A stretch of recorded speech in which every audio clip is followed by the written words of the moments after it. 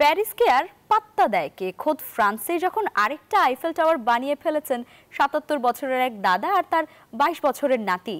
৮ বছরের পরিশ্রমে তারা বানিয়ে ফেলেছেন গুস্তাভ আইফেলের মাস্টারপিসের এক প্রতিরূপ। শুধু তাই নয়, দাদার এক মজার স্বপ্ন জড়িয়ে আছে এই টাওয়ারকে ঘিরে। এই টাওয়ারের বর্তমান এবং ভবিষ্যৎ নিয়ে থাকছে এখনকার আয়োজন। ফ্রান্সের রাস্তায় টুকরো টুকরো লাল স্টিল পরে থাকতে দেখলে যে কেউ ভরতে যেতে পারে, মনে হতে পারে কেউ যেন আইফেল টাওয়ার খুলে রেখে পালিয়েছে। আসলে তা নয়। ৭৭ বছরের যে ক্লোদ ফাস্টার আর তার ২২ বছরের নাতি কিলিয়ান আন্তেনাত মিলে ৮ বছর ধরে বানিয়েছেন এই টাওয়ার। আসল টাওয়ারের ১০ ভাগের ১ ভাগ আকারের এই টাওয়ারটি লম্বায় ৩০ মিটার। গুস্তাভ আইফেলের ১৮৮৯ সালের অরিজিনাল ড্রয়িং দেখে বানানো হয়েছে।